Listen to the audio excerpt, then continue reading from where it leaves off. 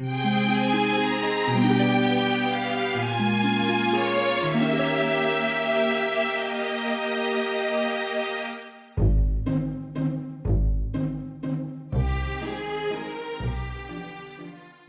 semua, saya Atifah Aulia Rahmawati dari kelas 12C. Saat ini saya sedang berada di Galeri Bahari Bandung Raja. Nah, pada video kali ini saya akan membahas mengenai kolonialisme dan imperialisme yang ada di Indonesia, terutama peran laut sebagai jalur masuk penjajahan di Indonesia. Di museum ini banyak sekali koleksi kapal dan sejarah kelautan yang sangat berkaitan dengan proses masuknya bangsa barat ke Indonesia.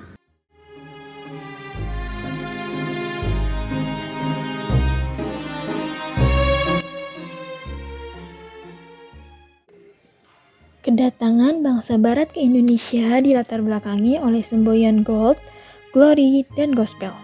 Gold berarti mencari kekayaan berupa rempah-rempah, glory berarti mencari kejayaan, dan gospel berarti menyebarkan agama Kristen. Setelah jatuhnya Konstantinopel ke tangan Turki Utsmani, bangsa Eropa mencari jalur perdagangan baru ke Asia melalui laut. Indonesia yang kaya akan rempah-rempah menjadi tujuan utama pelayaran mereka. Masa itu, bangsa Eropa masuk ke Indonesia salah satu caranya menggunakan jalur laut. Nah, transportasinya itu menggunakan kapal laut. Nah, kapal laut ini bukan hanya sebagai sarana transportasi, tapi juga sebagai alat kekuasaan.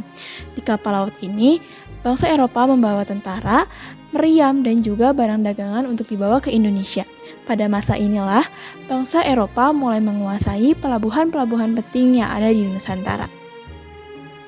Pada tahun 1602, Belanda mendirikan VOC yang memiliki kekuasaan seperti negara, yaitu boleh mencetak uang, membentuk tentara, dan membuat perjanjian dengan kerajaan lokal. VOC melakukan monopoli perdagangan rempah-rempah dengan cara memaksa rakyat menjual hasil bumi hanya kepada VOC dengan harga murah. Bahkan, VOC tidak segan menggunakan kekerasan demi mempertahankan kekuasaannya. Membawa dampak besar bagi masyarakat Indonesia. Rakyat dituntut untuk bekerja keras, membayar pajak tinggi, dan kehilangan atas hak tanahnya sendiri. Sistem tanam paksa yang dilakukan di Indonesia membuat rakyat menderita, karena masyarakat dituntut untuk menanam tanaman ekspor tetapi hasilnya dinikmati oleh pemerintah kolonial. Meskipun tertindas, rakyat Indonesia terus melakukan perlawanan terhadap penjajah.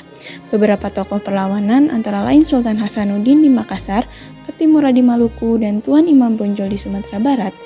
Perlawanan ini menunjukkan bahwa bangsa Indonesia tidak pernah rela dijajah, meskipun harus menghadapi kekuatan militer yang jauh lebih besar.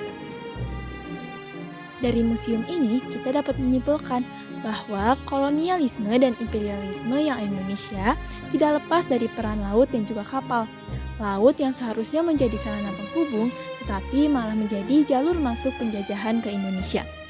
Oleh karena itu, kita sebagai generasi muda harus bisa menghargai jasa para pahlawan dan juga mengisi kemerdekaan dengan hal-hal positif.